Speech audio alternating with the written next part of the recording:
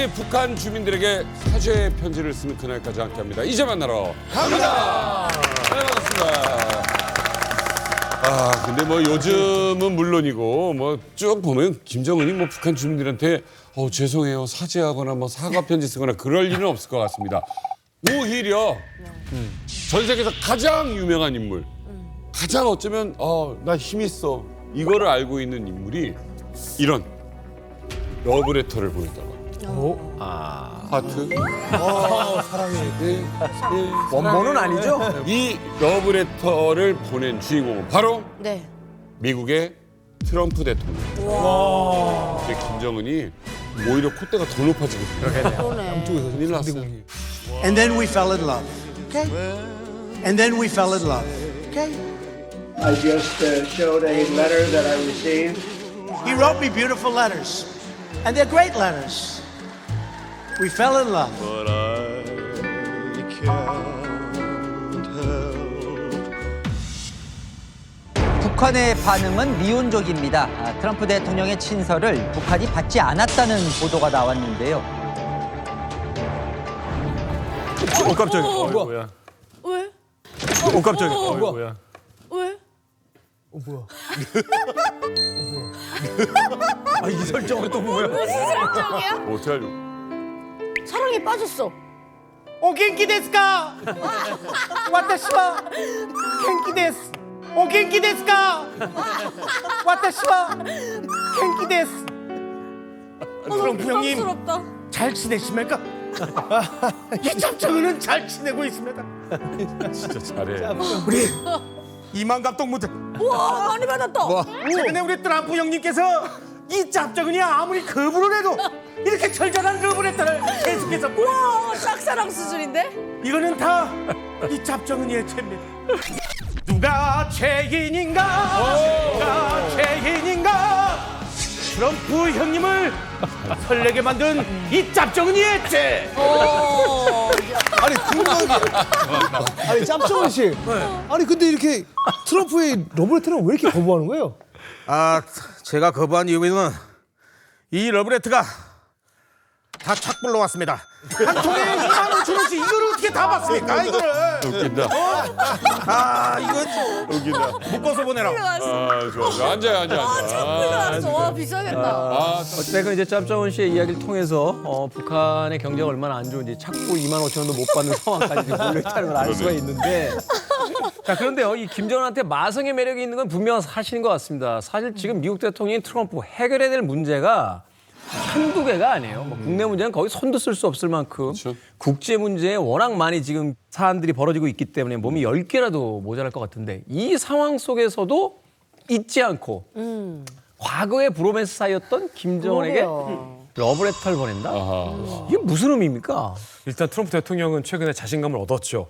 그러니까 이란의 핵 문제, 이스라엘과의 분쟁 문제를 어쨌든 트럼프 대통령이 개입해서 일단락지었다라는 자신감이 붙었고 계속해서 이제 최근 백악관 기자 브리핑에서 김정은, 북한, 한반도 문제를 의도적으로 계속 거론하고 있거든요. 그 와중에 지난달 6월 11일에 미국의 북한 전문 매체 NK뉴스가 이런 의혹을 보도한 거예요. 어떤 설에 대해서 보도했냐면 트럼프 대통령이 북한의 김정은에게 여러 차례 친서를 보내려 했다. 그리고 트럼프 대통령이 직접 김정은에게 보내는 이 친서의 초안을 직접 잡았다. 그리고 여러 차례 친서 전달 시도를 했지만 뉴욕에 있는 북한 외교관 차원에서 정중히 수령을 거부해서 돌아왔다. 라는 이 보도를 터뜨린 겁니다. 그런데 흥미로운 건 백악관이 이에 대해서 인정도 부인도 긍정도 부인도 하지 않는 기자들 용어로 NCND 자세를 그 인정이잖아요. 취하고 있어요. 그러니까 저희들은 그걸 긍정으로 보거든요. 김정은과의 서신 교환을 했느냐, 편지를 보냈냐라는 이 백악관 출입 기자 질문에 대해서 백악관 이 캐롤라인 대변인이 이렇게 얘기했습니다. 트럼프 대통령은 김정은과의 서신 교환에 여전히 수용적이다. 특정 서신 교환에 대해서는 대통령께서 직접 답하시도록 내가 남겨놓겠다. 이런 여운을 남긴 거죠. 운을 띄운 거죠. 그러면서 미국 이 언론에서는 백악관이 사실상 친서를 보냈다라는 사실을 인정한 것. 것으로 해석하는 분위기입니다. 자, 근데 어찌 보면 이 트럼프의 일방적인 좀 짝사랑 같다라는 생각이 듭니다. 자, 그런데 왜 김정은은 트럼프의 이 러브레터를 안 받아주는 겁니까? 그러니까 김정은이 트럼프의 편지를 받지 않았다는 건 아직 때가 아니다라고 생각했기 때문이라고 봅니다. 그러니까 과거에 김정은이 북미 정상회담을 하기 위해서 하노이까지 갔던 전례가 있지 않습니까? 그렇죠. 그때 북한의 상황을 놓고 보게 되면 북한 주민들이 굉장히 환호를 했습니다. 예. 이제는 좀 제재를 해제하고 좀 살 길이 트였구나라고 생각을 했거든요. 예. 그리고 때 이제 갈 때 김정은이 갈 때 뭐 김정은 동지께서 전위순의 상봉을 위해서 평양역을 출발하셨다라고 대소특필을 냈습니다. 노동신문에 한 5페이지, 6페이지 정도 사진이 쭉 깔렸거든요. 돌아올 때 보니까 베트남 사회주의공화국 친선 방문으로 탈바꿈을 했습니다. 아무런 성과도 없으니까. 그런 상태이기 때문에 이제 다시 만난다고 해도 김정은의 입장에서는 자기한테 득이 되는 건 하나도 없단 말이죠. 예. 요즘 당했네. 근데 대신에 반대로 놓고 보게 되면 트럼프한테는 득이 되는 게 많습니다. 그러니까 가령 자기가 이제 한반도를 핵 위기로부터 구원해냈다. 뭐 이런 식으로 이제 아마 자랑을 할 겁니다. 예, 그렇게 되니까 김정은으로서는 득실 관계를 봤을 때도 네. 자기가 둘러리로 이제 뭐 트럼프만 띄워주는 격이 되니까 예. 자기한테 손해만 나는 거죠. 군사력이 아니라 외교력을 보여줄 수 있고 군사력이 아니라 외교력을 보여줄 수 있고 왜 웃는 거야? 뭐 외경관 동지의 뭐 말이 맞긴 맞습니다. 뭐 조금은 맞는데 내가 우리 트럼프 형님의 러브레터를 받지 않는 이유는 또 다른 게 있습니다. 바로 이 짭정은이의 마음이 이 트럼프 형님이 아니라 다른 남자에게 향하고 있기 때문에 이 짭정은이의 마음이 향한 그곳은 바로 누구냐? 바로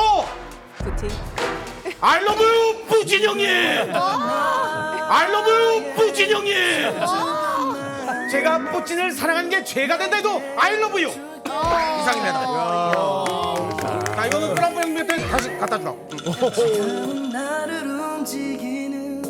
지금 이거 보니까 저는 지금 하트 페어링 있죠. 하트 페어링을 좀 보는 듯한 느낌이거든요. 채널 A에. 네.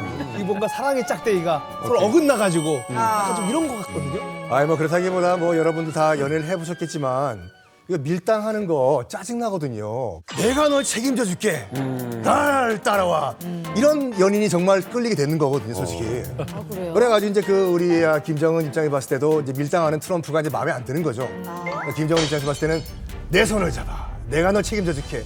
하는 한 남자에게 자기의 사랑의 짝대기를 돌립니다. 바로 푸틴인데 지난 6월 11일이었죠. 이날이 이제 러시아의 날이라고 해가지고 이제 소련이 붕괴된 다음에 러시아 연방이 부활된 러시아의 국경일이에요. 휴일인데요. 이날을 맞이해서 우리 또 김정은이 푸틴에게 공개적으로 러브레터를 보냅니다.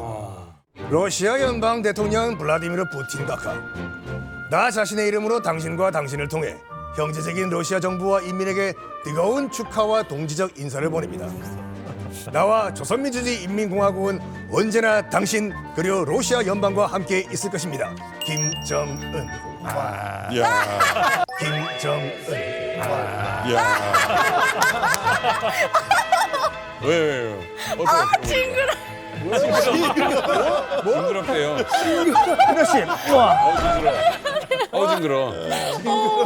예, 요즘 뭐 러시아 우크라이나 전쟁 이후에 이 둘 사이가 좀 더 끈끈해지는 느낌이에요. 맞아요. 네, 맞습니다. 6월 17일 날 김정은이 러시아의 쿠르스크 지역에 공병 병력과 그다음에 군사 건설 인력을 파견하기로 한 겁니다. 이제 쿠르스크 지역이 원래 우크라이나군이 잠시 점령했었지 않습니까? 그거 떠나니까 거기 아직도 많은 지뢰가 남아 있는 것 같아요. 그래서 그 지뢰를 제거하는 데 약 1,000명의 병력들, 그다음에 파괴된 우크라이나의 공격으로 파괴된 인프라를 갖다 재건하기 위해서 그걸 갖다 재건하기 위한 또 건설 인력 5,000명. 그래서 모두 합쳐가지고 6,000명의 인력을 보내주기로 했습니다. 지뢰 제거 그리고 정확히 얘기하면 철거지 인프라 재건까지는 모르겠네요. 아무튼 철거까지지. 근데 이제 이런 게 있어요. 보통 전쟁이 되게 이익이 되는 건 언제냐면 바로 재건을 할 때. 예. 그래서 일종의 뭐 지금 일단 말씀하셨듯이 이게 뭐 철거지 재건까지는 아니지 않냐. 아마 지금 아직도 교전이 계속되고 있기 때문에 완벽한 재건이라고 보기는 어려울 것이고요. 실제 이제 사실 제가 성격을 보고 있으면은 이런 겁니다. 일단 전쟁에서 지금 영토를 획득을 했잖아요. 획득한 영토를 확실하게 하려면 어떻게 하면 요새화를 해야죠. 그러니까 기존에 점령한 지역에 대해서 더욱더 많은 부분들을 방비를 강화하는, 방어선을 더욱 구축하는 그런 활동이 될 가능성이 높고요. 근데 이런 식으로 해서 자꾸 접근을 하다 보면은 결국 북한이 이 소위 전후의 재건 사업에 들어가서 돈을 벌게 될 가능성은 더욱더 높아지는 거예요. 그래서 근데 이것도 내용을 자세히 들여다보면은 왜 이 시점에서 6천 명을 공병이라는 이름으로 보냈을까? 그것도 한번 좀 짚어볼 필요가 있을 것 같아요. 보면은 쿠르스크 지역이 푸틴이 완전 탈환 선언을 4월 26일 날 했거든요. 네네. 그리고 나서 5월 20일 날 쿠르스크를 방문을 해요. 네. 그리고 나서 여기에 대해서 이제 경제 특구로 지정을 하고 복구를 하겠다라는 걸 이제 발표를 하거든요. 네. 그리고 나서 지금 이제 6월 17일 날 쇼이구가 와서 지금 6천 명을 보낸다라고 하는데 사실상 이 지역이 완전히 전쟁이 끝난 지역이냐, 완전 회복을 했느냐 아니거든요. 아, 그래요? 이 아닌 지역에 지금 보면은 6천 명을 보냈다라고 하지만 사실상 북한의 그 군인들이 공병이라는 타이틀을 갖고 사실상 이 6천 명 중에 딱 정말 1,000명만 지뢰 제거에 들어갈 것인가 퀘스천이라는 거죠. 그치. 여전히 다른 우크라이나 지역에서의 그런 전쟁 부분이 계속해서 진행이 되고 있고 우크라이나 전쟁이 언제 끝날지도 모르고 있는 네. 그런 상황에서 그러네요. 러시아 입장에서는 추가 병력이 필요한 거고 이런 공병이라는 이름 하에 이들을 킵하고 있는 예. 그런 목적도 있다. 전략적 요충지니까 공병이라는 이름으로 들어가지만 사실은 이제 상설 예비군처럼 주둔시켜 놓고 또 다른 교전이 벌어질 때 바로 전투 병력이 될 수 있는. 이게 6천 명이잖아요. 근데 이 숫자가 공교롭게도 지금 북한이 쿠르스크 지역에서 잃은 사상자 수랑 일치하거든요. 맞아요. 그러니까 그걸 딱 메꾼다라는 거고 명목만 그런 거고 그다음에 예컨대 또 그렇게 공식적으로 발표하게 되면 무슨 문제가 있냐면 승전이라고 하는데 여전히 북한군의 병력이 필요한 거야? 이런 말이 좀 나올 수도 있거든요. 그렇죠. 그다음에 지뢰 제거라는 게 완전히 평탄화돼서 이미 평화가 왔거나 이랬을 때 들어가가지고 하는 거지. 지금 지뢰 제거할 때는 뭐냐면 진경로 앞에 있는 대전차 지뢰들이거든요. 그러니까 아마도 뭐 지뢰 제거한다면 그거를 갖다 돌격하기 전에 거기다 사람들 밀어넣는다. 저는 이거밖에 생각이 안 나는 거고 실제로 뭐냐면 여름에 러시아군이 지금 대공세를 지금 기획하고 있거든요. 준비하고 있는데 거기 필요한 병력이 아니겠느냐라는 거죠. 그러네요. 그러면 왜 지금 김정은과 푸틴이 이렇게 점점점 밀착해지냐? 그 답은 세계 지도에 나와 있습니다. 자, 제가 세계 지도를 띄워봤는데 자, 일단은 핵탄두 170여 개를 보유한 인도와 파키스탄이 최근 정면 충돌을 펼치면서 이러다 핵전쟁이 일어나는 거 아니냐라는 우려가 제기됐었고 아시다시피 이스라엘과 이란 모두 다 핵을 보유하고 있어서 이거 자칫 3차 세계대전으로 번지는 것 아니냐라는 우려가 제기됐던 충돌도 있었죠. 그리고 최근 이 우크라이나와 러시아 역시 핵을 보유하거나 보유했던 국가들 간의 분쟁이잖아요. 그런데 전쟁이 길어졌는데 최근 우크라이나가 기습적인 작전으로 러시아의 본토를 대규모 공격을 했습니다. 그러니까 러시아는 몸도 마음도 상처를 입은 거죠. 타격을 받은 거죠. 그렇기 때문에 이 전쟁이 끝나가는 막바지에 북한의 어떤 재래적이고 물리적인 지원이 절실하다라는 것을 러시아 푸틴도 최근에 절감했기 때문에 이 둘이 더 최근 가깝게 지낼 수밖에 없는 거죠. 어쨌든 이제 푸틴 입장에선 지금 북한의 이 파병 소식이요 사실은 무척이나 반가울 겁니다. 이 우크라이나와의 전쟁에서 승세가 이미 기울었다라고 판단을 하고 있었는데 누구도 생각하지 못했던 아주 기발한 우크라이나의 군사작전이 벌어지면서 러시아가 혼란에 빠지는 일이 있었죠. 그 작전이 우크라이나판 트로이의 목마 작전이다라고 불리기도 했습니다. 혹은 전쟁의 판도를 바꿔서 뭐 제2의 진주한 공습 뭐 이런 이야기를 하기도 했었는데 전 세계를 충격으로 물들였던 그 사상 초유의 우크라이나의 기습작전 영상으로 만나보시겠습니다. 네, 우크라이나가 드론을 동원해 러시아 공군 기지를 기습 공격했습니다.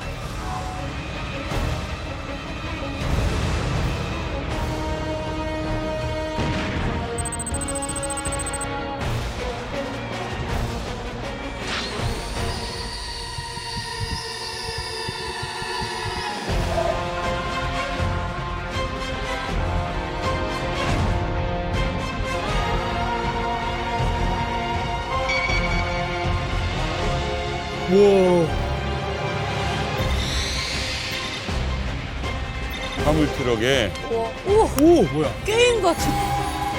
천장에다가? 돈이 참 부피가 작으니까. 옛날에 SF 영화에서 보던 거예요. 오 뭐야? 게임 같은. 천장에다가? 돈이 참 부피가 옛날에 작으니까. SF 영화에서 보던 거예요.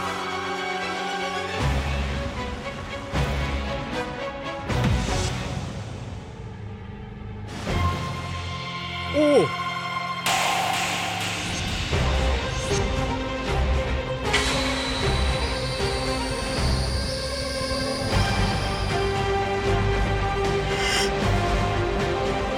오, 신기하네.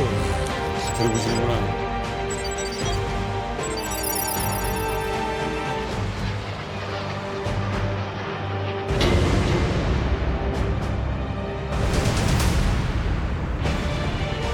Готували операцію більш ніж 1,5 роки. Планування, організація, всі деталі були ідеально підготовлені.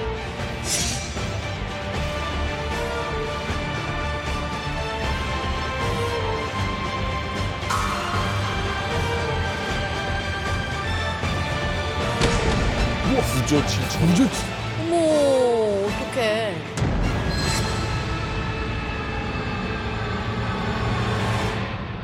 이게 지금 우리가 보면 뭐 영화 같은 장면들이 나왔는데 이게 뭐 제2의 진주만 공습이다라는 얘기까지 나올 정도였어요. 진주만 공습이 전쟁의 판도와 양상을 바꾼 건 맞죠. 근데 그 제2의 진주만 작전과는 또 성격이 확연히 달라요. 전 더 기발하다고 봐요. 이건 러시아에게 굉장히 회복 불가능한 치명 상처를 입힌 작전이었거든요. 어떻게 엄청난 거리를 4,200. 드론이 날아가서 러시아의 본토를 공격했을까? 아마 러시아 푸틴 입장에서는 상상을 못했을 거예요. 우크라이나가 드론을 잘 다루긴 하지만 거리가 워낙 떨어져 있었기 때문에 네. 드론이 물리적으로 날아오는 게 불가능하거든요. 맞죠. 푸틴의 어떤 방심, 러시아군의 방심을 우크라이나가 역이용한 거죠. 세상에. 화물 트럭에 특수 설계된 목재 상자에 숨겨져 있는 드론을 대거 실은 다음에 우크라이나 이 작전 요원들이 트럭 운전사에게 드론이 실린 목재 상자를 러시아의 공군기지 근처까지만 옮겨달라고 부탁을 했는데 여기서 더 압권은 이 운전했던 트럭 운전기사들도 러시아 운전기사들이었는데 저 안에 이 공격용 드론이 숨겨져 있다는 걸 모른 채 러시아 트럭 기사들이 공군기지로 배달해 준 거죠. 트로이의 목마 같다. 이게 앞으로의 전쟁 양상을 완전 180도로 바꿀 거예요. 이게 가성비 짱이거든요. 이게. 아, 그러네요. 러시아군의 피해만 봤을 때 공식적으로 70억 달러, 우리 돈으로 한화 9조 7천억 원이에요. 그리고 당시에 우크라이나가 썼던 이 드론 비용은 한 20만 달러가 좀 넘거든요. 한 3억 정도예요. 3억 투자해가지고 9조 7천억을 날린 거. 이런 가성비가 어디 있어요? 근데 얼마 하지도 않는 거네. 이게 작전이 이제 오페라차 빠부찌나 그래서 거미줄이라는 제목이거든요. 그래서 왜 그렇게 붙였는지는 모르겠는데 여기서 이제 2개 보내고 저기 보내니까 뻗어나가는 게 거미줄 모양인 것 같기도 하고 또 다른 한편으로는 어차피 러시아 전역이 우리의 드론망이다. 그런 말에 공급돼 있어서 아마 이런 뜻을 좀 담고 있는 것 같습니다. 그래서 1년 반을 투자했다고 하거든요. 그러니까 엄청난 작전인 거죠. 게다가 이게 더 놀라운 게 뭐냐면은요, 이겁니다. 지금 이게 드론이 움직이려면 기본적으로 이 인터넷에 연결이 돼야 돼요. 그렇죠. 그럼 이게 인터넷망 뭘 썼냐? 러시아 안에 들어서 러시아 4G망 써가지고 해서 이걸 쓴 거예요. 우크라이나가. 그러니까 러시아 상용 통신을 써서 해킹이 아닙니다. 미국 위성도 아니고? 미국 위성도 아니고 휴대폰망 우리 같은 걸 그냥 썼다는 거잖아요. 우리 그치 휴대폰 가입해가지고 그냥 쓰듯이 그렇게 쓴 거예요. 그러니까 그 상대방의 적국의 인프라를 그대로 활용해서 군사적 작전을 한 거기 때문에 이거 자체는 사실 엄청나게 공포가 될 수밖에 없는 거예요. 이게 남의 얘기가 아닌 게 지금 대한민국 안에 예를 들어서 적 정보원이 들어와서 중국제 드론 같은 걸 잔뜩 사가지고 거기서 조립해서 똑같이 작전한다. 그다음에 우리 무슨 뭐 SK니 KT니 망 써가지고 공격한다. 그대로 당해요, 우리도. 그래서 제가 사실은 이 가능성을 거의 2년 전 정도부터 모 정보 당국에 계속 연락하면서 이거 우리 준비해야 된다라고 얘기를 한 적이 있는데 이게 진짜 실제 우크라이나 쓰는 거 보니까 기가 막힌 거죠. 운전사들 얼마나 황당했겠습니까? 그거 봤거든요.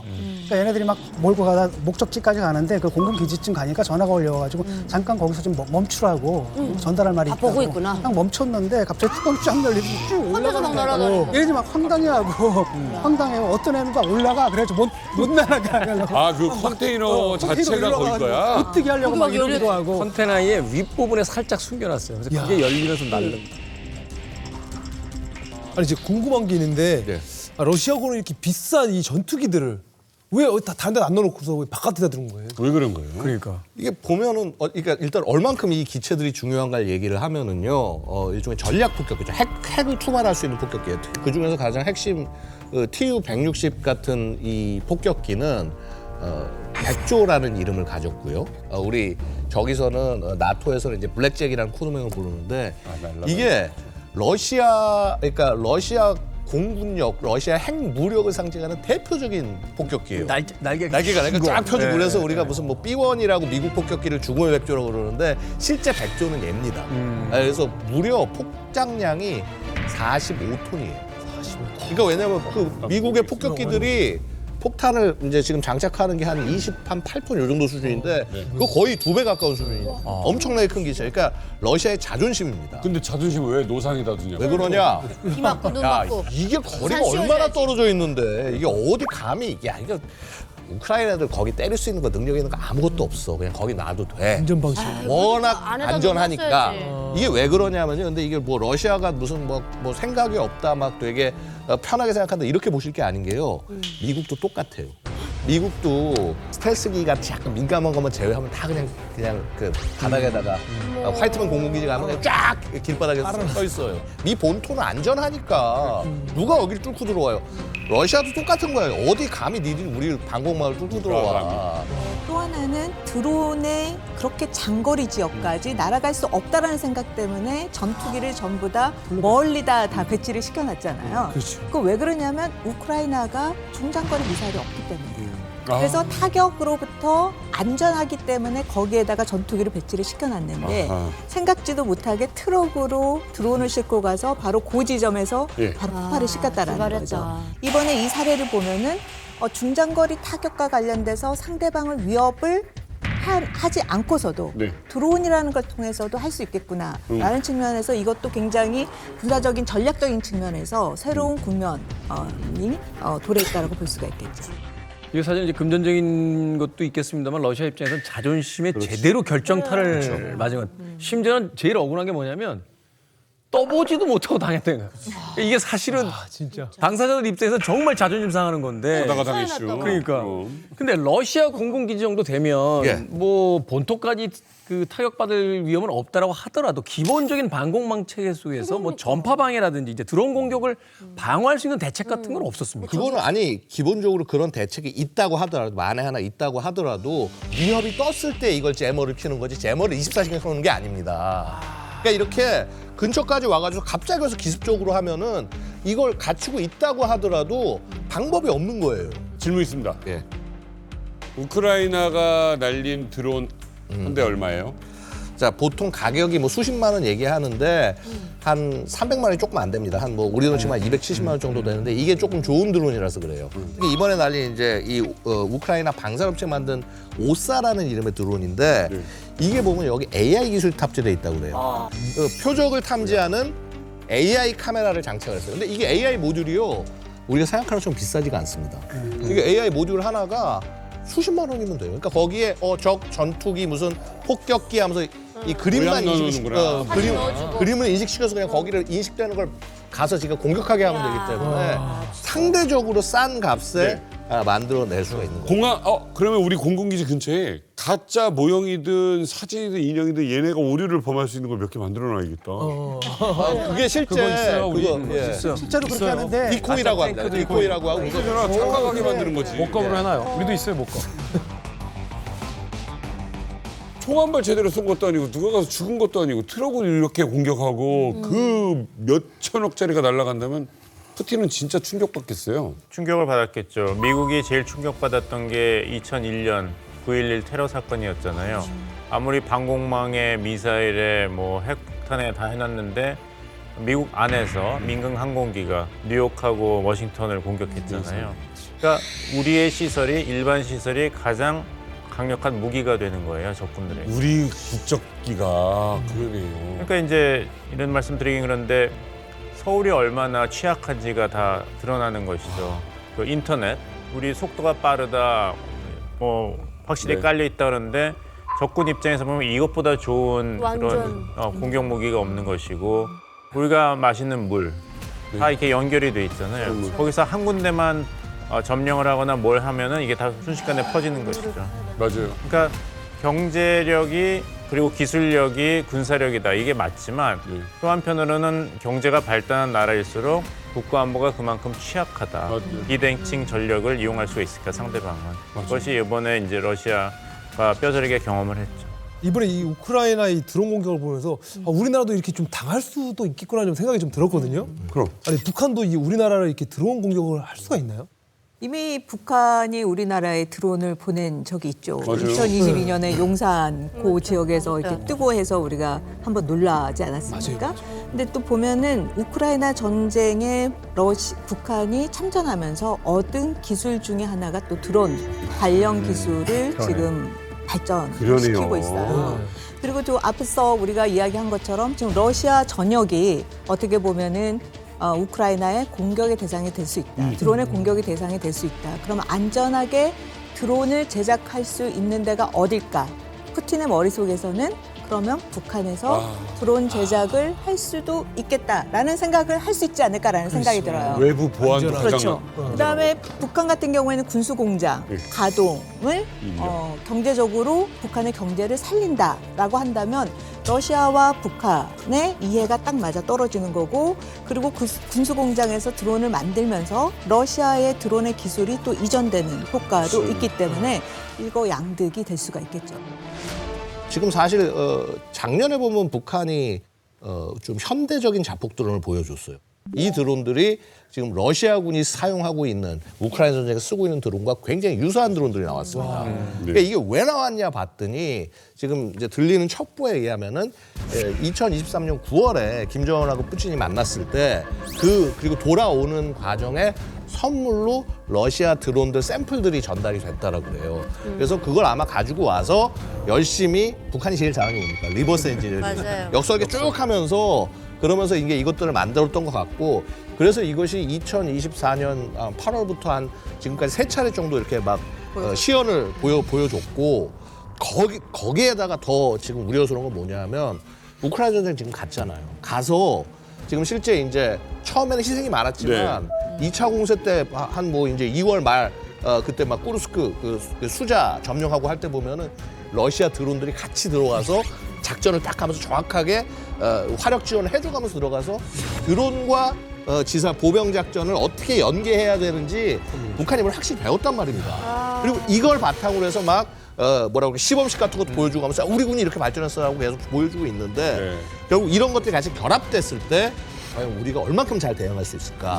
이 부분을 저는 늘상 좀 우리 군에도 좀 경고를 하고 있습니다.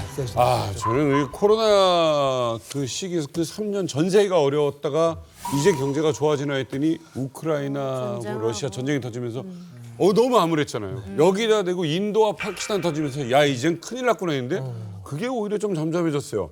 그런데 여기서 어마어마한 일이 또 전 세계를 놀라게 합니다. 바로 이스라엘이 이란을 선제 공격합니다.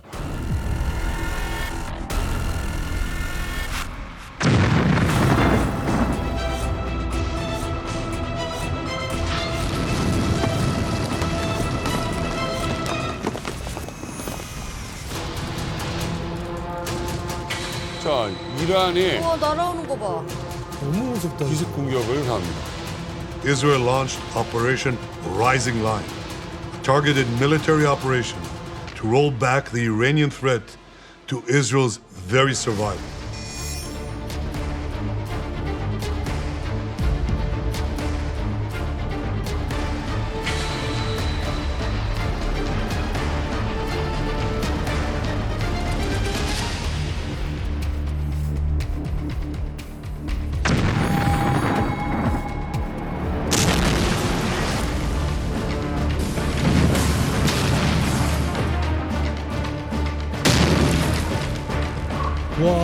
이스라엘에게. 150여.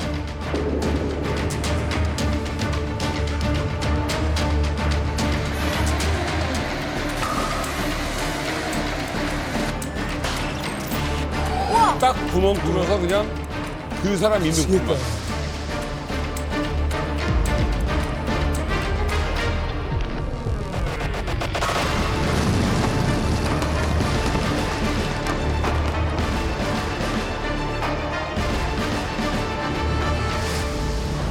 진짜 앞으로의 전쟁은 어떻게 되는 거야? 요 13일 새벽이었어요. 이렇게 전격적인 기습 공격을 할 줄 몰랐죠, 이란은. 이란 수도 테헤란 상공에 섬광과 함께 방금 보신 것처럼 불길이 막 치솟은 겁니다. 왜냐하면 이스라엘이 동원한 전투기가 200대가 넘었어요. 그리고 이 전투기가 투하한 폭탄이 330발이 넘었습니다.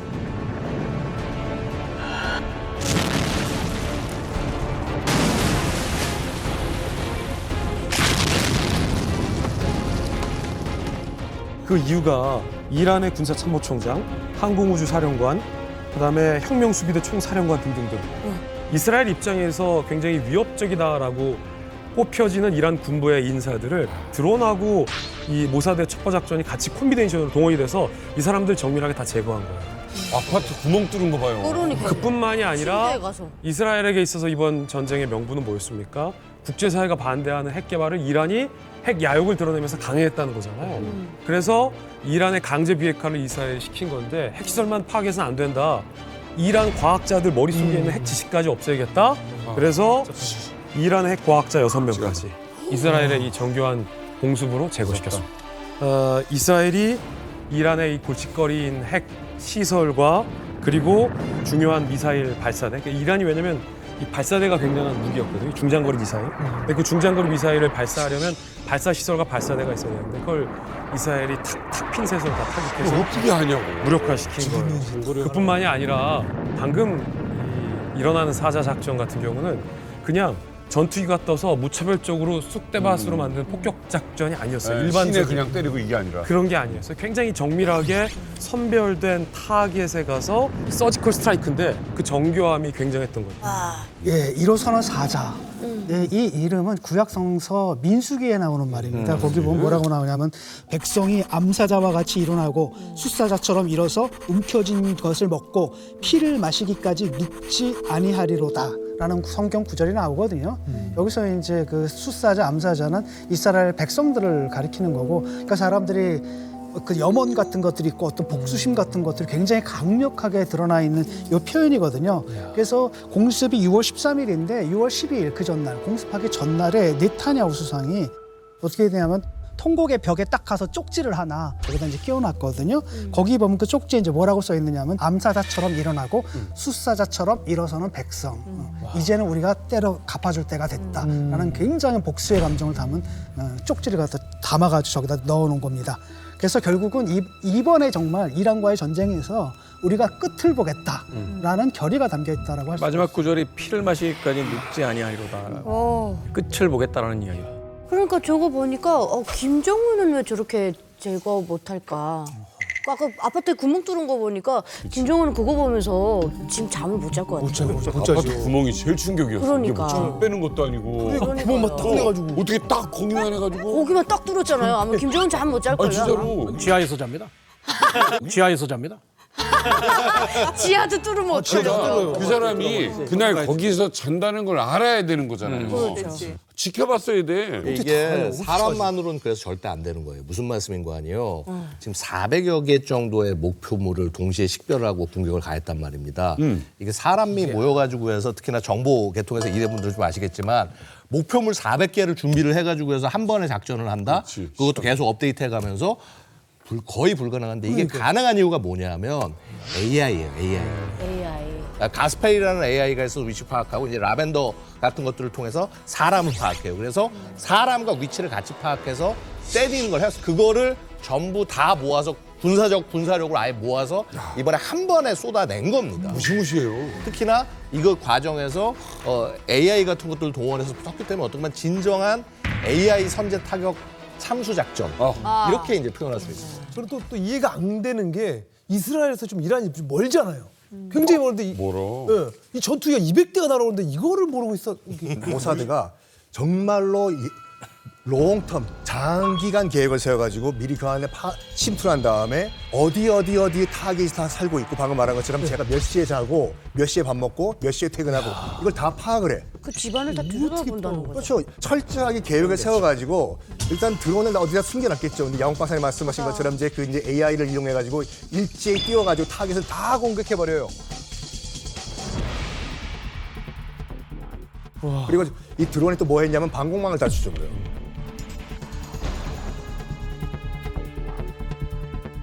그러니까 암묵적인 동의가 있었을 거예요. 가장 빠른 루트는 뭐냐면 이스라엘에서 출발해가지고 요르단을 통과하는 거거든요. 이제 그거를 암묵하는 동시에 방공망을 드론이 다 폭발을 했겠죠. 그러니까 눈이 없어진 거예요. 그러니까 드론과 어떻게 보면은 이 공군기의 합작 시스템이었다고 볼 수 있죠. 저게 가능해진 게 그리고 왜 이 시점에 이런 이스라엘이 공습을 했는가를 알려면은 그동안 이제 전쟁 때문에 가자 지구에서 하마스가 몰락하고 저기 있는 이제 레바논 지역에 헤스볼라도 몰락하고 시리아도 이제는 그 아사드 정권이 몰락했잖아요. 그러니까 이란을 도와줄 세력들이 다 없어진 거예요. 그러네. 그러니까 아니, 저 하늘로 날아가는 거 봐준 거 아니야? 1600km가 사실 이제는 무주공산이 된 거죠. 그러니까 저 위로 날아가면 옛날 같으면 시리아 이런 데 그냥 뒀겠어 저기를. 저기 가고 있다고. 근데 우리 딴 데 보고 있는 거지. 그래서 그런 얘기도 있어요. 이 그 공습에서 이스라엘이 너무나 혁혁한 성과를 얻었기 때문에 트럼프가 변심을 했답니다. 원래는 이란 핵시설 공격을 할 때 미국은 개입하지 않으려고 그랬는데 그 네타냐후 정부가 설득에 성공한 거죠. 트럼프 대통령도 갑자기 G7 정상회의 하다가 급거 워싱턴으로 귀국해서 군사작전을 승인한 게 이란의 방공망이 완전히 무력화됐으니까 이스라엘과 같이 공격을 하면 이건 100% 성공한다. 그래서 네타냐후 총리랑 매일 전화하면서 작전을 짜고 조율하고 마지막에는 이란 남부의 대폭격기 그런 공격 시설을 먼저 이스라엘 공군이 막아달라. 그러고 나서 이제 공습을 승인했죠. 그렇죠. 이 어쨌든 전 세계가 깜짝 놀랐습니다. 지금 러시아 우크라이나에 관련된 것도 지금 피로감도 느껴지고 인도와 파키스탄도 아직도 불안불안해. 어디가 부시고. 근데 이 시점에 이스라엘이 왜 하필이면 이 시점에 이란을 공격하느냐. 굉장히 중요한 질문인데요. 이스라엘이 챙겨간 건 전쟁의 실리뿐만 아니었습니다. 이 전쟁의 명분까지 이스라엘이 다 챙겨갔어요. 명분. G7 정상회의가 최근 있었잖아요. 근데 G7 정상들이 모두 다 이스라엘을 지지했어요. 그리고 이란의 핵 야욕에 대해서 비판하는 성명서를 채택했어요. 이스라엘의 이 작전 직전에 무슨 일이 있었냐면 유엔 산하의 국제 원자력 기구 IAEA는 전 세계에 있는 불법 핵 활동을 감시하고 사찰하잖아요. IAEA에서 결의문이 나왔어요. 이란을 규탄하는 결의문이었어요. 이란이 핵 개발을 하면서 이 국제사회가 이 제도화하고 있는 핵 사찰을 제대로 받지 않는다. 국제사회가 의심하는 것보다 더 많은 핵 개발을 하고 있는 것 같다라는 이란을 굉장히 규탄하는 성명서를 채택했거든요. 그리고 미국과 이란이 핵 협상을 하고 있었는데 이란이 미국의 핵 협상에 제대로 응하지 않고 있었어요. 이런 명분들을 이스라엘은 축적했던 거죠. 거기다가 이란이 60%의 농축 우라늄을 최소 408kg 보유하고 있다라는 추정치가 국제사회에서 나왔어요. IAEA에서. 이때 공격하면 이스라엘을 비난할 수 있는 국제사회는 없다라는 대의 명분까지 실제로 얻어냈고 핵시설을 무력화시킨 거죠. 이스라엘의 핵 정책 자체가 NCND 아까 말씀하시다시피 그러니까 궁정도 부정도 하지 않는 그런 정책이거든요. 근데 반대로 또 사전에 핵을 무력화시키는 것도 이스라엘의 국책입니다. 다시 말해서 1981년 6월에 이라크의 오시라크 원자로를 폭격기 녹대가 가서 때렸거든요. 그래서 완전히 초토화시켰습니다. 그리고 2007년 9월에도 시리아의 데리조르 지역에 있는 원자로 건설하던 원자로도 폭격기 녹대가 가서 완전히 초토화시켰습니다. 그래요? 그러니까 이스라엘은 자기 민족의 생존과 관련된 그러니까 이스라엘이라는 나라는 굉장히 작지 않습니까? 정심이 얕거든요. 그렇기 때문에 중동 지역에서 그 어떤 나라가 핵을 가진다? 이거는 자기의 생명과도 직결되어 있는 그런 문제로 되어 있습니다. 그렇기 때문에 사전에 핵을 개발하는 기미만 보이게 되면 무조건 다 무력화시키는 그게 이스라엘의 국책이거든요. 이스라엘은 이렇게 어찌됐건 이란의 핵 프로그램에 싹을 자르기 위해서 선제 공습을 했습니다. 제대로 한 방울 먹였어요.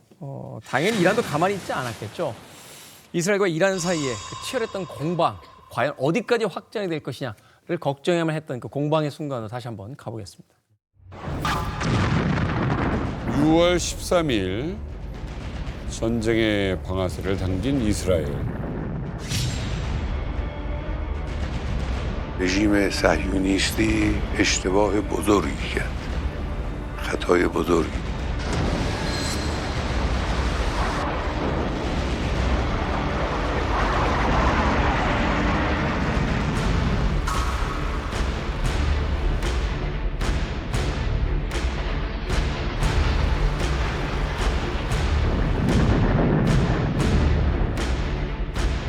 자, 17시간 만에 보복 공격을 단행합니다. 이게 불꽃놀이도 아니고.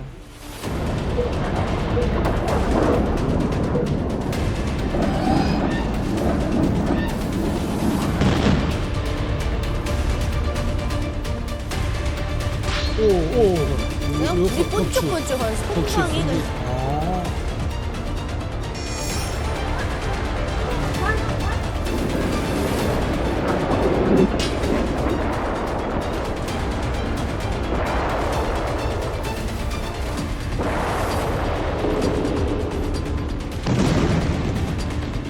오! 속도 봐요. 속도가 못 그냥 피해. 오!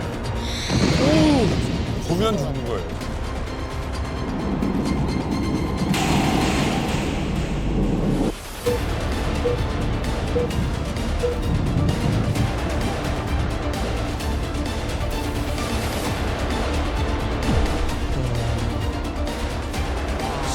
이스라엘도 피해가 큽니다.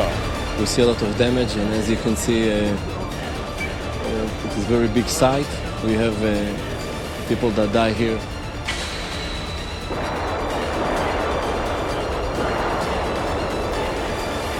%의 방어는 없다라는 거죠. 그럼요. 6월 13일 이스라엘에 이제 일어나는 사자 작전으로 이란 전역을 공습하지 않았겠습니까? 그런데 이란도 뭐 당연히 가만히 있지 않겠죠. 최고 지도자인 하메네이가 뭐라고 얘기를 하냐면은 이란군의 강력한 선언 이들을 처벌하지 않고 지나가지 않을 것이다. 이렇게 선언하고 이제 보복을 약속을 했습니다.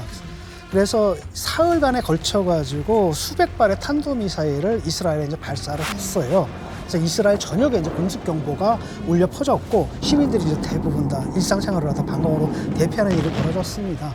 근데 문제는 뭐냐면 대부분 다 격추는 됐어요.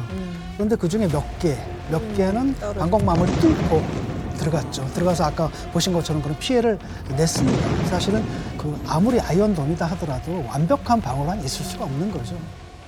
소위 말하는 섞어 쏘기를 한 거예요. 그럼 얘네들은 왜 섞어 쏘기를 했을까? 아이언돔에 과부하를 줘서 그중에 몇 개는 떨어뜨려서 이스라엘을 공격을 한다. 그러면 이런 전략을 또 누가 지금 사용하고 있느냐? 북한 또 역시 미사일 시험 발사할 때 초대형 방사포라든지 KN-24라든지 뭐 이런 거를 섞어 쏘기를 통해서 우리의 그 어떻게 보면은 방공망에 대한 그런 교란 압박 이런 거를 보여주고 있고 실제로 하마스가 이스라엘 공격을 했을 때도 그때도 여러 가지 섞어 쏘기를 통해서 공세를 가했죠.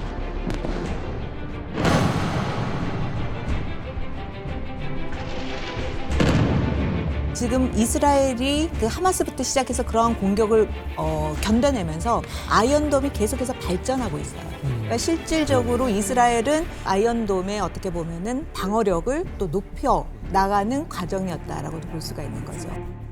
어쨌든 이스라엘 역시 인명 피해가 컸습니다. 그래서 다시 재반격에 나섰죠. 그렇게 해서 이제 대대적인 뭐 레이더망도 부수고 또 이란의 주요 시설을 다시 한번 폭격해요. 그 중에 하나 주목받았던 사건이 뭐였냐면 6월 16일에 이스라엘이 이란의 이제 국영 방송국 중에 하나인 IRIB 방송국 건물 시설을 폭격했습니다.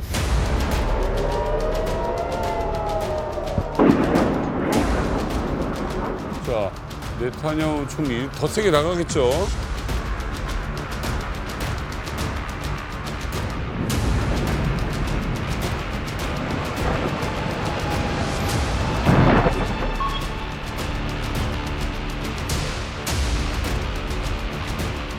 حق و حقیقت است آنچه که ملاحظه کردی صدایی که شنیدی فضای غبارآلوده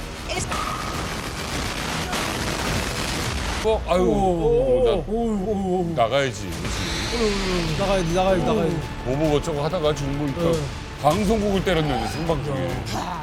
마치 그냥 보고 있다가 때리는 것처럼. 알라는 위대하다.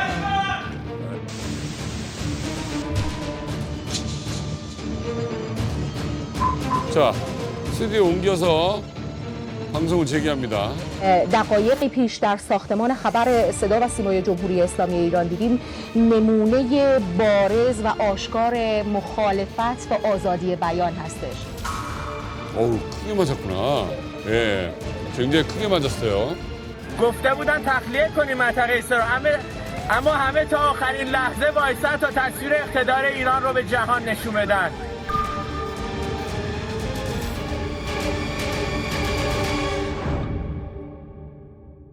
도대체 이 두 나라의 전쟁은 끝나긴 끝납니까?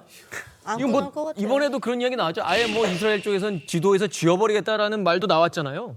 맞습니다. 두 나라가 이제 무력 충돌한 지 일주일도 채 안 돼가지고 이란에서만 2,000명에 육박하는 사상자가 발생을 했어요.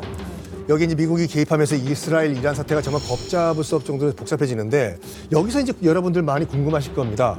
아니 이란과 이스라엘은 언제부터 이렇게 치고받고 싸웠을까? 그렇죠. 미국은 또 여기 왜 개입을 하는지 많이 궁금해하시죠. 놀랍게도 46년 전, 그러니까 1979년 이전만 하더라도 이란과 이스라엘은 베스트 프렌드 국가였고 동맹 국가였습니다. 아, 그래요? 베스트 프렌드. 진짜로요? 그러면 왜 치고받고 싸우는 이런 원거리 원수가 됐는지 제가 짧은 시간이나마 아주 쉽게 설명을 드리겠습니다. 또 등장하는 썬킴의 거침없는 중동사. 드디어 왔어요. 썬킴의 거침없는 세계사. 썬킴의 거침없는 세계사. 오늘은 이스라엘과 이란 왜 치고받고 싸우게 됐냐 그 역사적인 배경을 잠깐 설명을 드리겠습니다. 궁금하시죠? 네. 자, 놀랍게도 1979년 이전만 하더라도 이스라엘과 이란은 정말 어떻게 보면 혈맹에 가까운 그런 공방 관계였습니다.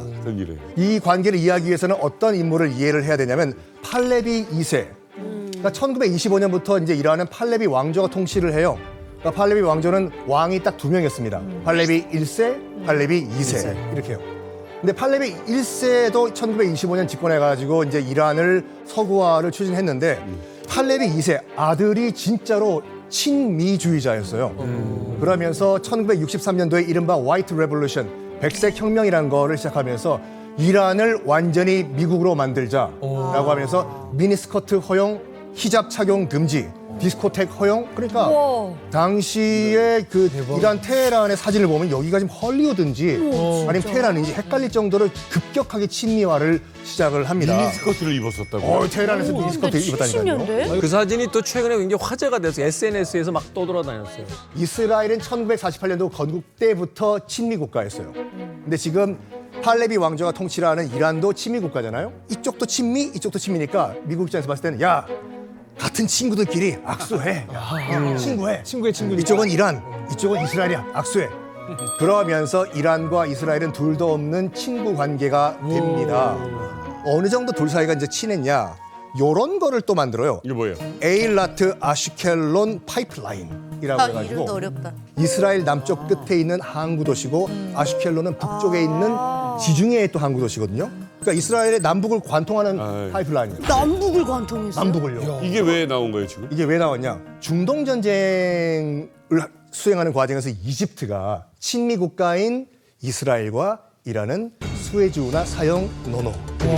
꼭 이럴 때 이집트 등장해요. 노노. 그러니까 이제 특히 이제 그 이란 같은 경우에는 당시 이제 수에즈운하를 통과해가지고 유럽에 이제 원유를 판매를 하던 그런 상황이었는데 수에즈운하를 통과를 못하고 하더라도 엄청나게 비싼 사용료를 내야 한다고 하니까 이거 웃잖아.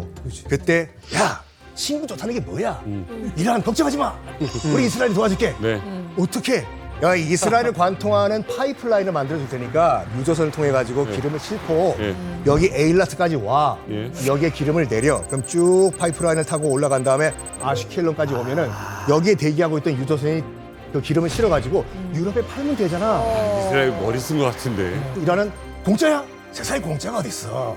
50대 50으로 하자. 5대 5. 그러니까 이란 입장에서 봤을 때도 이게 윈윈인 게 뭐냐면은 수에즈나 그 비싼 돈 내는 것 바에는 차라리 이 관통하는 파이프라인이 더 싸게 먹혔어요. 길이가 어느 정도였냐면 한 254km 정도 돼요. 그러면 뭐 운송비도 줄고 그러니까요. 이스라엘도 좋고 이란도 좋고 사이 너무 좋아요. 사이 너무너무 좋아요. 이 너무너무 좋은 사이가 더 너무너무너무 좋게 됩니다.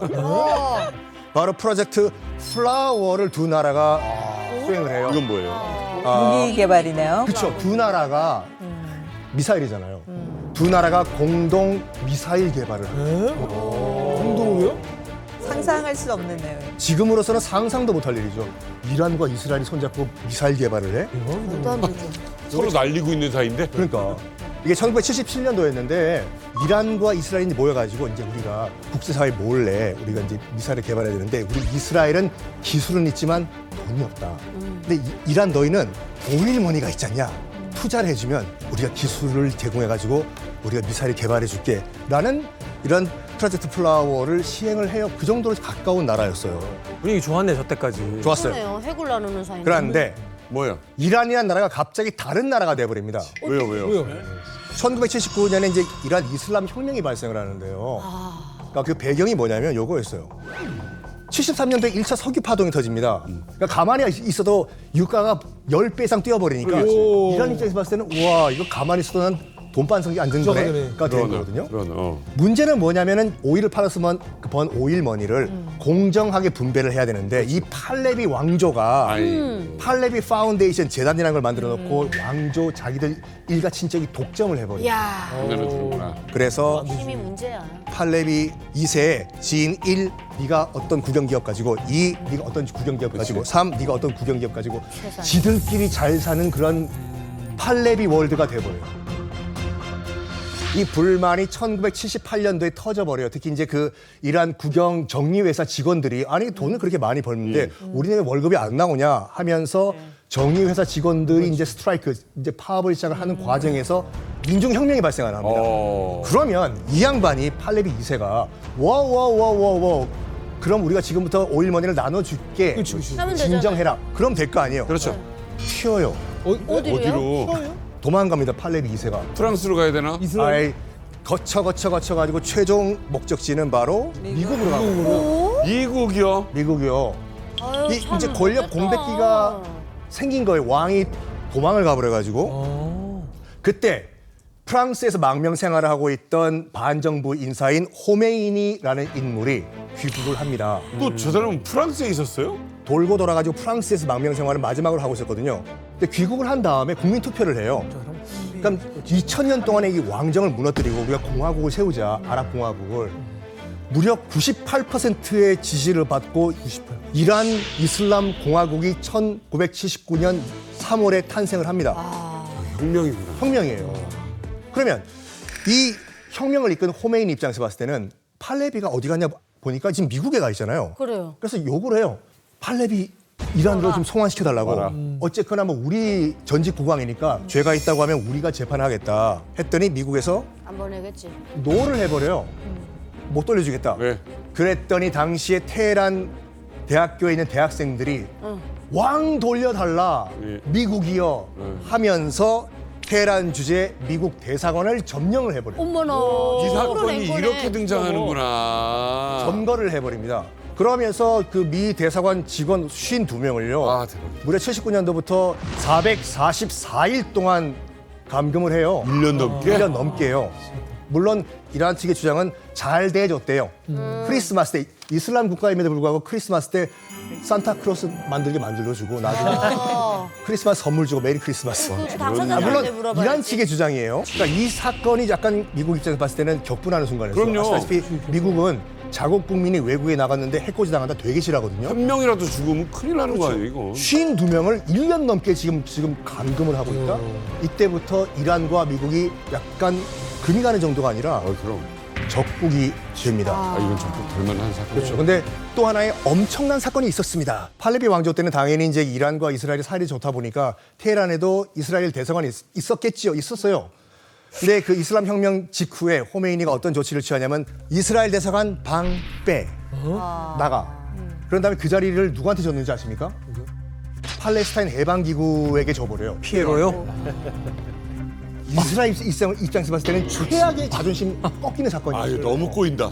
꼬이기 시작한다. 이건 꼬여도 그냥 꼬인 게 아니라 그냥 하루아침에 빡 꼬여버리는 빡 꼬여버려요. 그래서 그때 khomeini가 어떤 걸 선언했냐면 미국은 거대한 악마다. 그리고 이스라엘은 악마에 기생하는 작은 악마다. 센데. 사탄이라고 했죠, 사탄. 사탄. 사실은 사탄. 세이탄. 그리고 자기 혁명의 명분이 이거잖아요. 억압받는 자들을 해방시킨다 이거잖아요.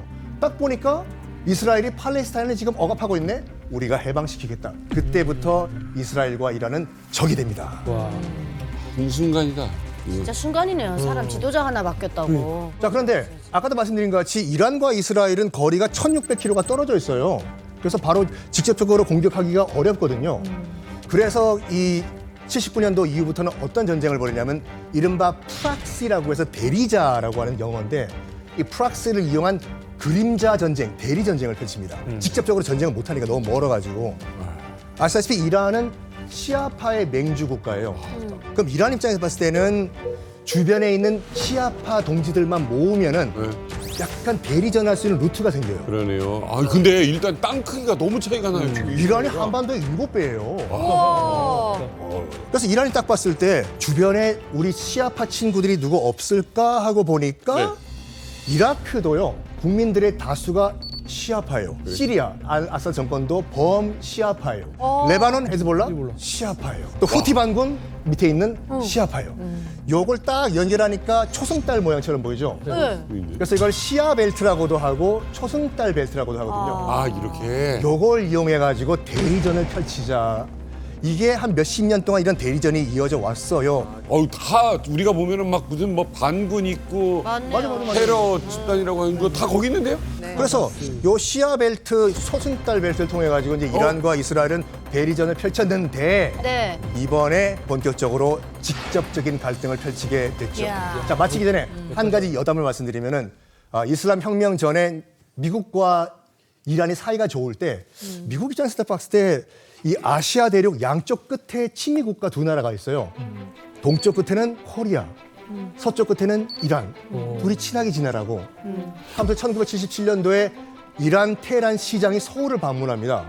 그래가지고 야 우리 우호를 증진하는 그런 기념으로 좀 약간 그 도로 남는 거 없냐. 우리 강남 개발도 안 됐을 텐데. 네. 당시 사진 보시면요 허허 벌판이에요. 그리고 야, 이 정도 허허 벌판에 있는 도로는 이름 바꿔도 사람 모를 거야. 그래서 77년도에 삼릉로를 테헤란로로 바꿨는데 하필이면 강남에다가. 1등 수비될지는. 그럼 이란에도 서울로가 있어요? 있어요. 오.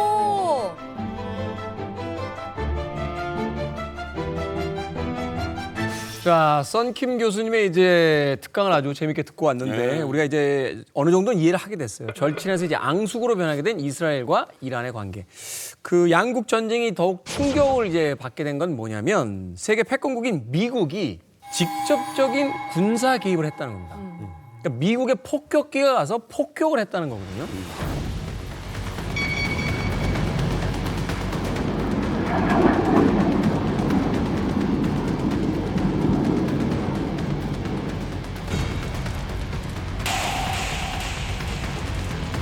executed Operation Midnight Hammer, a deliberate and precise strike against 3 Iranian nuclear facilities. 일반인들이 느끼기에는 전조도 없이 갑자기 개입을 한 듯한.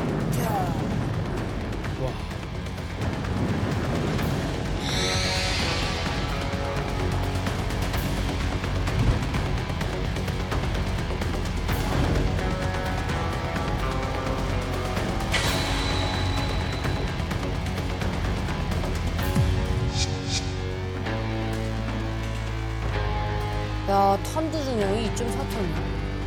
단통이야, 60. 와. 이쁘네. 오메. 이렇게 들어가더라고요. 계속 몇 발을 떨어뜨리네. 한 곳에. 비행기 와, 시원하게 비행기 생긴 만들었어요. 거 봐.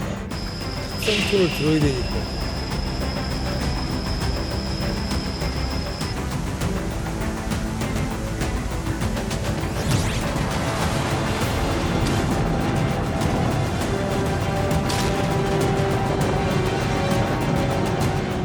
파고 들어가는구나.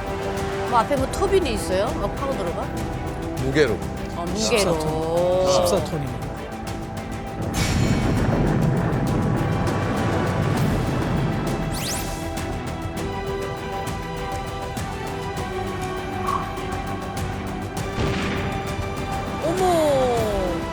Iran's key nuclear enrichment facilities have been completely and totally obliterated.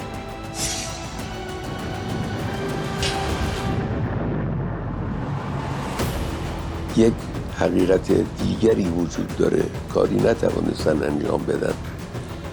به مقصودی که داشتن نتوانستن برسن.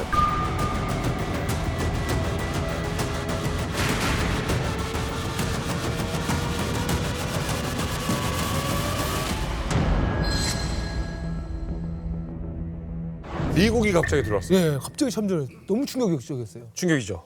작전명도 굉장히 충격적입니다. 한밤중에 망치 작전입니다.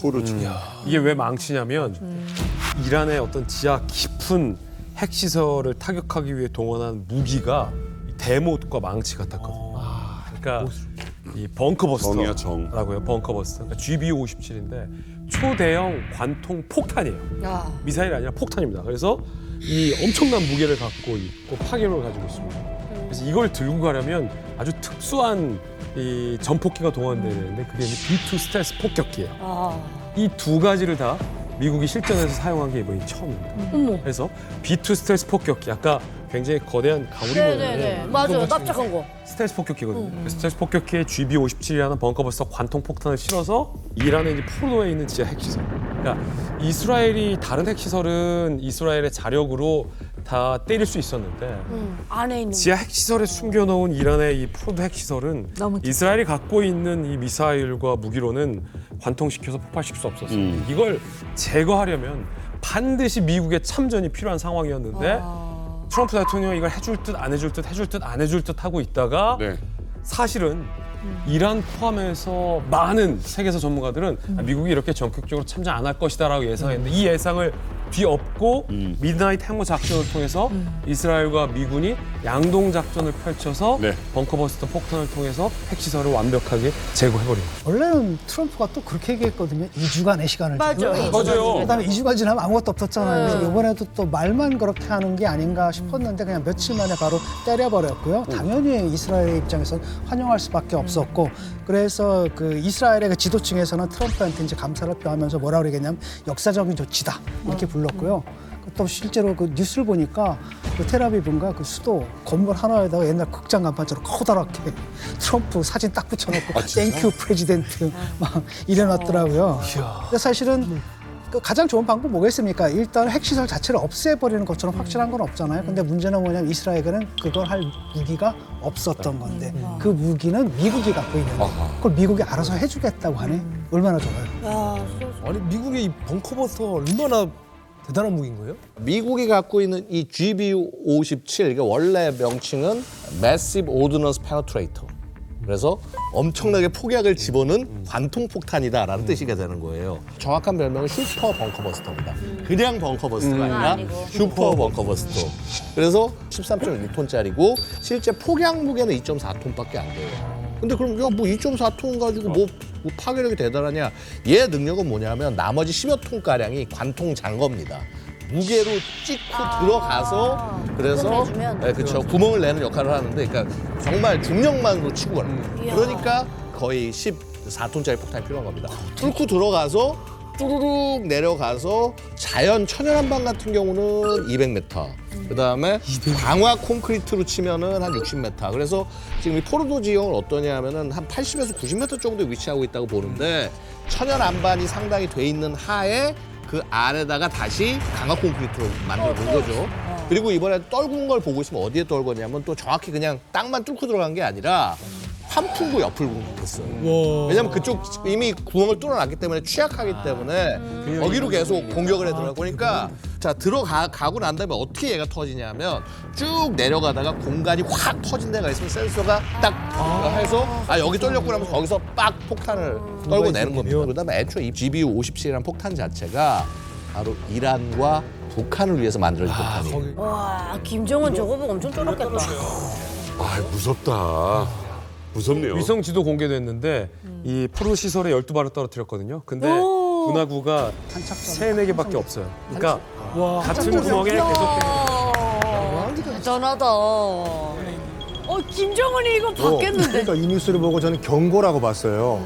하메네이가 당시에 이제 그 지하 이제 은신처에 숨어 있었다고 하잖아요. 트럼프 입장에서 봤을 때는 하메네이, 네가 어디 숨어 있든 간에 마음만 먹으면 언제든지 너를 제거할 수 있다는 일종의 큰 경고였어요. 이게. 아니 이게 어때 지금? 지금 큰일 났습니다. 얼마나 더 들어가야 지금 맥주 나오게 생겼습니다. 이거 계속 파고 들어가다가 얼마나 더 120m 멕시코가 아니라 아르헨티나 7발 연속으로 쭉 떠들어올 거 아닙니까? 얼마나 더 들어가야 돼? 네. 계속 들어가야 될 것 같습니다. 잘 들어가야 돼. 그냥 내려놓는 게 어때요? 핵을 다 포기하고. 트럼프가 그동안 그랬어요. 우린 개입 안 하겠다. 우린 우리의 이익만 보겠다. 우린 세계 경찰 안 하겠다고 그랬고요. 뭐 미국을 위대하게 뭐 맨날 그 빨간 모자 쓰고 있는데 이번에도 그 모자를 쓰고 이런 일을 했단 말이에요. 그럼 미국은 왜 이렇게 여기에 관여를 하게 된 거예요? 그 잘 보면요. 트럼프 대통령의 연설, 작전에 성공하고 나서 한 얘기를 보면은 다 내용이 이란의 비핵화에 성공했다. 이란의 핵을 완전히 제거했다. Iran's key nuclear enrichment facilities have been completely and totally obliterated. 모든 포인트가 미국의 비확산 정책의 일환으로 한 거지 이란과 이스라엘 전쟁에 미국이 개입했다라는 것이 아니에요. 그러면 다시 보면은 미국이 국제 분쟁에 개입하는 거에 네. 반대한다라는 그 맥락에서 보면 미국은 트럼프 대통령의 거기에 대해서 승인해 준 거는 네. 전쟁에 대한 승인이 아니라 미국이 이란의 핵 문제를 해결하는 국제사회의 비확산 정책을 추진하는 데 있어서의 스틱을 사용했다라고 봐야 되는 거죠. 어찌됐건 미국의 한밤의 망치 작전을 두고 공습을 당한 미국과 공습을 당한 이란의 평가가 완전히 엇갈렸습니다. 트럼프는 앞서서 완전하게 다 해결했다라고 했는데 이란은 뭐 전혀 그냥 좀 입구만 좀 살짝 건드린 거 이런 식으로 이제 이야기를 하고 있어요. 이게 뭡니까 도대체? 일단 공식적으로는 뭐 완전한 파괴를 했다. 이게 이제 미국 정부의 아직까지도 공식적인 입장입니다. 그러니까 작전 개시 다음 날인 6월 22일 날 트럼프는 이제 뭐라고 얘기를 했냐면 이란의 핵시설이 완전히 전적으로 말살됐다. 그리고 오늘 밤 작전은 수십 년 동안 전 세계 누구도 본 적 없는 공격이다. 이렇게 미국의 군사력을 자화자찬했습니다. 그리고 또 6월 23일이죠. 미국의 이제 부통령이 우리가 장비를 파괴했기 때문에 지금 이란은 핵무기를 만들 능력이 없다라고 확언을 했습니다. 그런데 지금 이 미국이 공격한 이 핵시설 3곳이 공습 직전에 다른 곳으로 이 우라늄 물질이 이전됐을 가능성도 그럼 어떡해요? 굉장히 뜨겁게 제기되고 있습니다. 이란 입장은 일단 이래요. 다 비워놨지 롱메롱. 네. 이거예요. 우리 뭐 이미 다 알았다.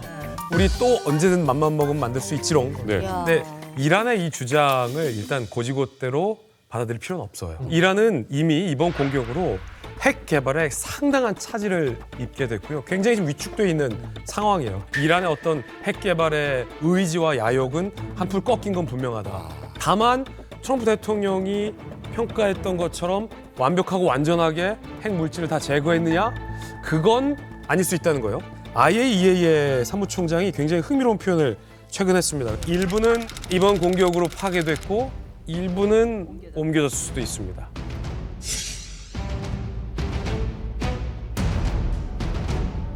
그러니까 이란이 얘기하는 것처럼 완벽하게 사전에 모든 우라늄 물질을 이전하는 것도 아닌 것 같고 미국 트럼프 대통령이 말했던 것처럼 모든 우라늄 물질이 다 파괴한 건 아니에요. 파괴돼서 지하에 묻힌 건 아닌 것 같다라는 게 IAEA의 판단입니다. 그래도 충격은 받았을 거 아니에요? 그렇죠. 효과는 있었죠. 아니 근데 아까 댄 케인 합참 의장이 작전 성공했다고 브리핑을 미국 군대를 대표해서 했잖아요. 근데 그 합참 의장이 이제 기자들의 질문에 대답을 안 해요. 이란이 이야기하는 대로 농축 우라늄도 없었고 핵시설도 한 1년 안에 다 복구할 수 있다 그러는데 어떻게 생각하느냐. 대통령은 완전한 파괴라 그러고. 근데 이제 합참 의장이 대답을 안 하고 미국군은 자기 숙제를 스스로 채점하지 않는다. 성공했는지 실패했는지는 정보당국의 숙제다. 채점은 정보당국, CIA한테 툭 넘기는 거예요. 그러니까 CIA는 또 뭐라 그러냐면 대통령의 완전한 성공이라는 것을 뒷받침할 많은 증거가 있다. 이렇게 얘기해요. 또 말장난이에요. 일단은 이게 모르겠습니다. 이란이 어느 정도까지 와 있는지. 사실은 한 달 후, 뭐 2달 후면 완성 단계다라고 했는데 과연 이란이 거기까지 와 있었느냐. 그래서 다 볼 때 거기까지 좀 아닌 것 그건 같거든요. 이스라엘의 주장이에요. 그렇죠. 왜냐하면 그러려면 일단 핵실험 같은 게 있었어야 되거든. 핵실험이 일어난 적도 없거든. 일부 미국의 언론에서도 사실은 그 핵시설을 완전히 파괴했다는 트럼프의 주장에 이제 의문을 제기하고 있거든요. 네. 사실은 그때 보면 사진에서 보면 알겠지만 하기 전에 트럭에 몇십 대가 와 있었어요. 그래서 그 트럭으로 뭘 날랐을까라는 측면도 있겠고, 그 다음에 지금 확증이 불가능하거든요. 때리긴 때렸는데 그게 정말 파괴된지 확증도 안 되고, 그러다 보니까 CNN에 이제 어느 기자가 그렇게 보도를 했거든요.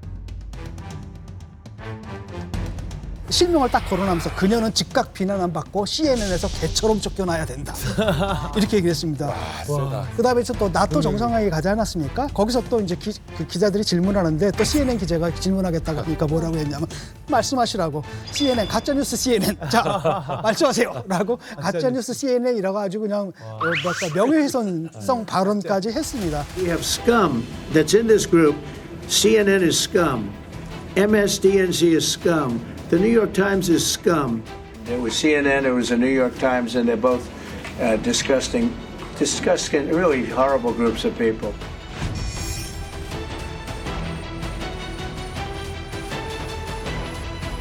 Iran's key nuclear enrichment facilities have been completely and totally obliterated. 군사 작전을 할 수 있는 게 있고 할 수 없는 게 있어요. 네. 그러니까 완벽한 비핵화, 이거 완벽한 비핵화는 뭐냐면요, 핵 개발자까지 다 없애줘야 돼요. 근데 그것까지는 불가능하고, 시설을 파괴를 했냐? 맞고요. 그다음에 그럼 그 안에 물질이 100% 다 없앴냐? 이거는 물음표예요. 맞아요. 트럭을 옮겼을 수도 있어요. 그리고 어떻게 보면 2주라는 예고 기간을 줬음에도 불구하고 빨리 가서 때린 거는 이거 더 내비두면은 완전히 다 빠져나가고 200회를 하겠구나. 그래서 공격했을 거고. 결국은 그런 맥락에서 봤을 때 일단은 미국은 자신들이 군사력으로 할 수 있는 것을 최대한 끌어냈다. 이 정도로 평가하고 싶습니다. 저는 트럼프의 최종 목표는 스포트라이트를 자기가 가져가는 거다고 봐요. 어찌됐거나. 노벨 평화상이 받아야 되기 때문에. 뭐 이스라엘이 뭐 선빵을 날렸던 뭐 이란이 반격을 했던 간에 누구도 예상을 못한 그 벙커버스터를 날린 이후에 스포트라이트는 자기가 가져간 거예요. 그러니까 트럼프는 그걸 잘해요. 근데 확실히 쇼맨십이 뛰어난 지도자인 건 분명한 것 같아요. 지난 6월 24일에요.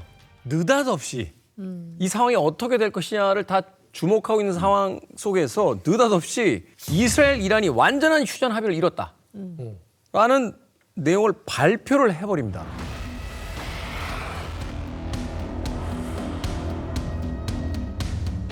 발표가 나오기 5분 전까지만 해도 세계 모든 뉴스가 긴장과 함께다. 네. 사실 계속해서 그 보도를 하고 있었거든요. 근데 어떤 그 예후도 없이 혹은 뭔가 이제 사전에 무슨 만남이 있었다, 협상이 있었다 이런 게 하나도 없이 그냥 발표를 해버려요. 그렇죠. 이게 뭡니까 또? 참 희한하죠.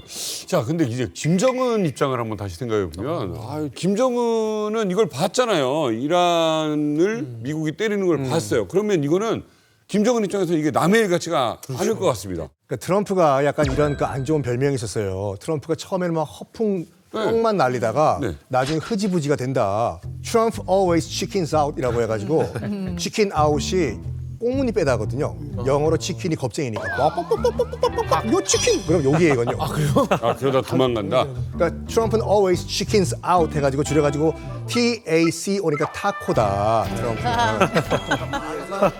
김정은 입장에서 봤을 때는 이거 트럼프가 저렇게 무슨 이란 응징하겠다 해도 또 치킨 아웃 하겠지 했는데 웬걸 전 세계 예측을 뒤집어 엎고 벙커버스터를 진짜 날려버렸잖아요. 이번에는 뻑뻑뻑뻑뻑 치킨이 아니에요.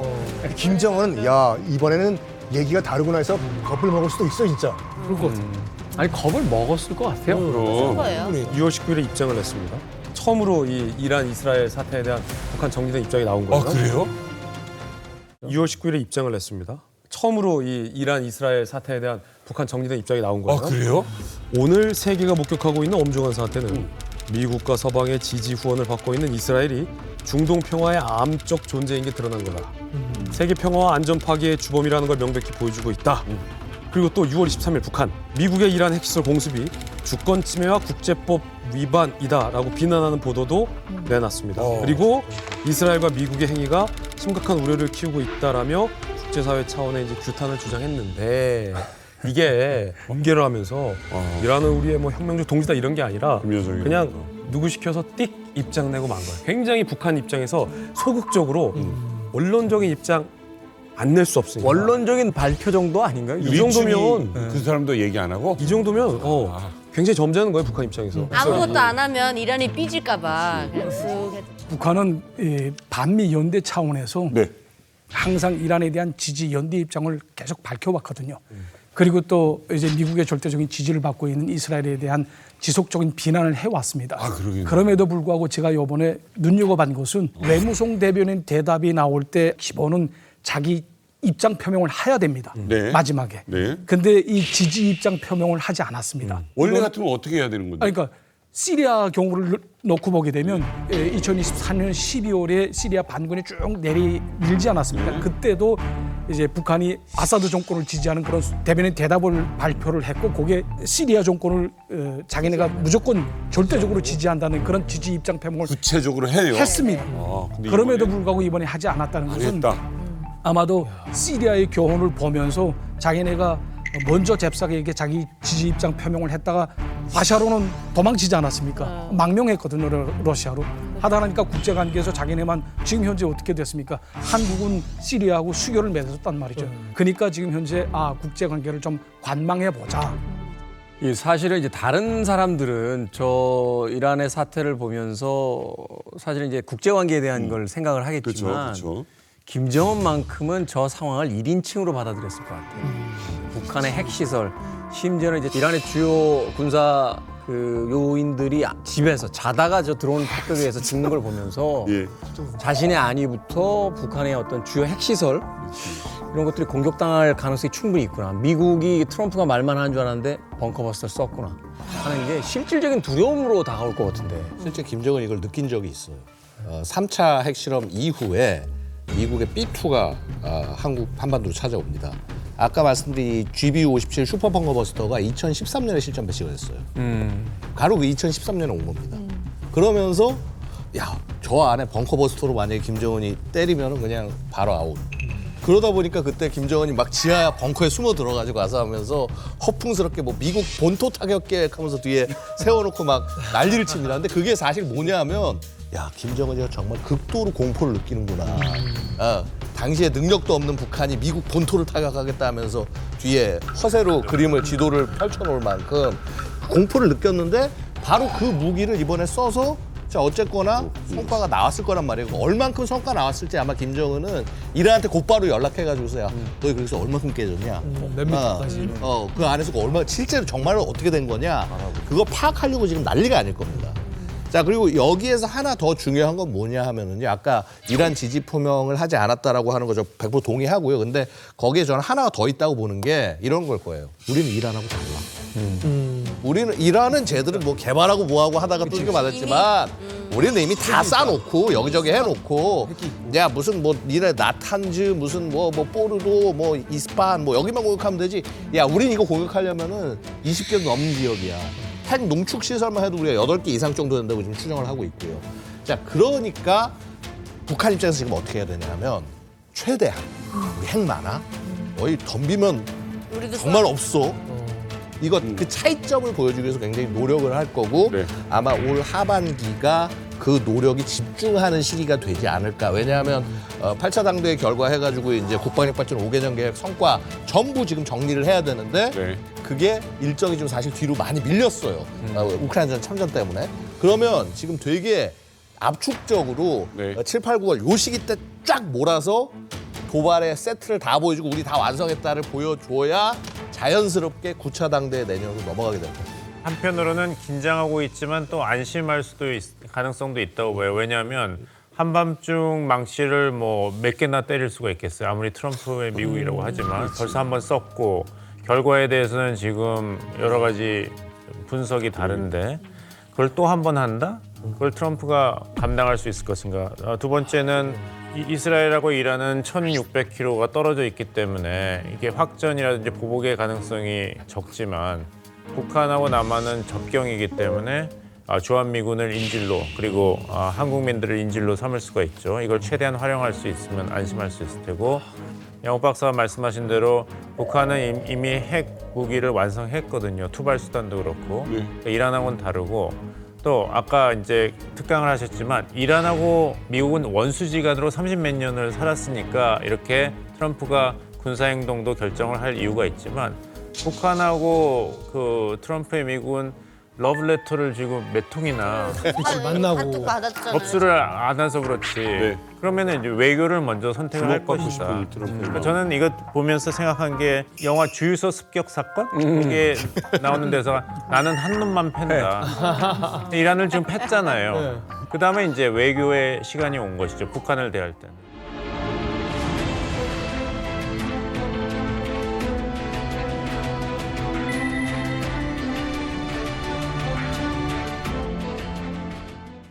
반전의 반전. 이런 탈북 스토리는 없다. 북한판 브루스 윌리스 모셨습니다. 중국에 관심 있지? 우리 중국 여행 한번 가지 않으련? 시어머님이 가서 전화를 막 받는 거죠. 누이 중국에 계세요? 아니 한국에 있어. 동안이 둘이 딱 친 거예요. 남편이 전화 통화되니까 나는 대련에 있다. 네가 오면 돈을 $1,000로 준다는 거예요. 드디어 이제 대련으로 가는 비행기를 타게 되는 거예요. 남편을 만날 줄 알고 공항에 툭 내렸단 말이에요. 내 탄 비행기가 인천공항에 내린 거예요.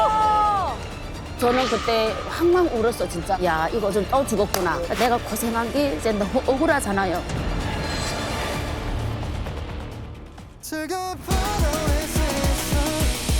Next Channel A